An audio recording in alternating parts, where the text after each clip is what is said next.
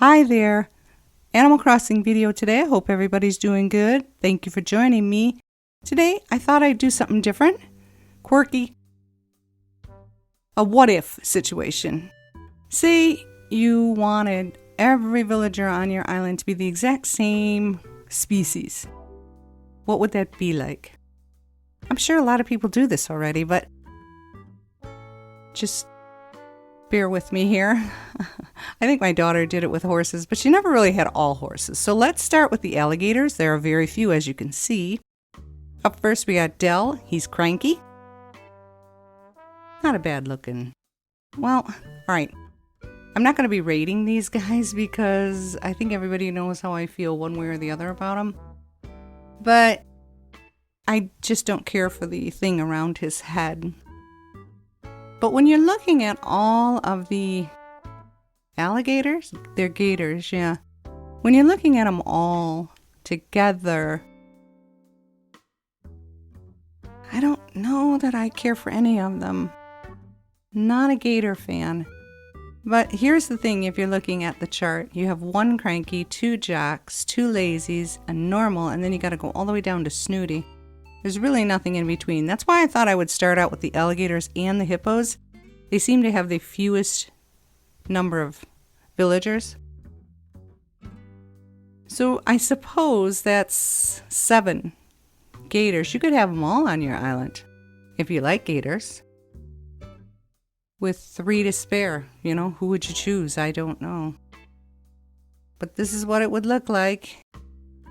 And although I am starting off with animals that I don't particularly care for, I want to go through every single one of them because this is just a curiosity thing with me. And as I mentioned, I'm sure a lot of people have done this. If I'm not mistaken, PJ had all dogs on his island. And like I said, my daughter, I don't think she ever had all horses.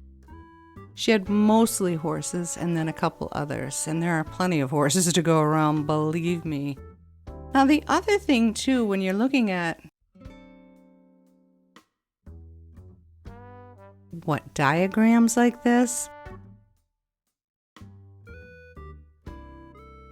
are you looking for the character itself or are you into personality?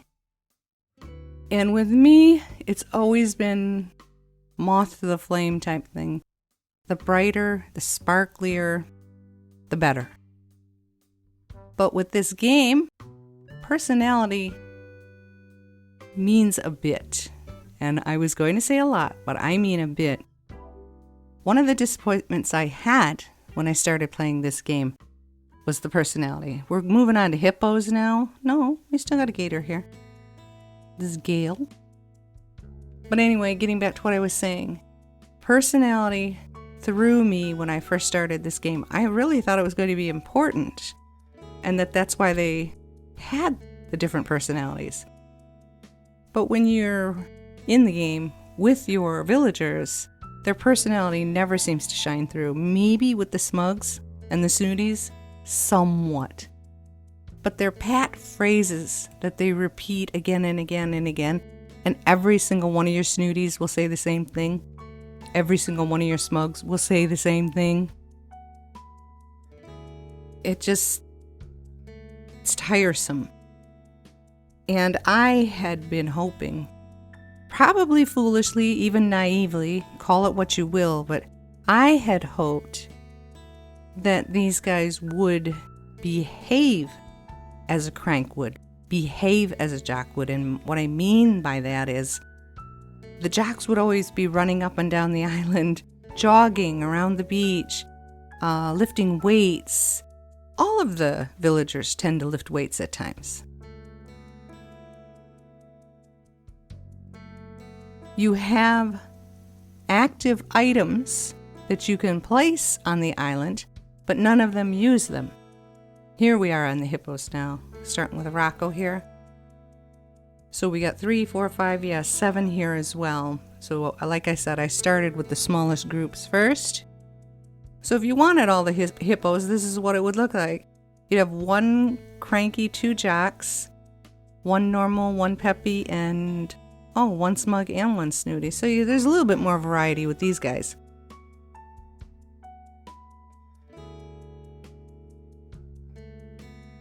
But these are my actual two least favorites. Although I have had a couple of these hippos.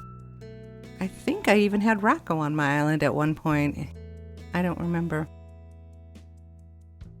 But what I'm getting at is, personality does not seem to matter in-game as much as they're making out to be by creating the villagers, and that confused me. It still confuses me, actually. I don't understand it. Oh, and I have to apologize to all of you Brewster fans out there. He isn't a rooster. He's a pigeon. Everybody knew that but me. So, sorry if I offended anybody. Brewster is a pigeon. And I watched a video this morning. They went in depth with what Brewster used to do in the other games. And there was a lot more interaction with him, which was cool, but there has never been anything like that in New Horizons. So I'm afraid people are going to be getting their hopes up and then having them dashed when they discover that it's not, the mechanics of it are not going to be exactly as they were in whatever game he was in, New Leaf or whatever, I don't know. So, I mean, it would be neat if you could sit down and have him fix you a cup of coffee and ask you specific questions. What do you want in it? And then you have to answer a certain way. If you want good items from him or something like that, that would be neato.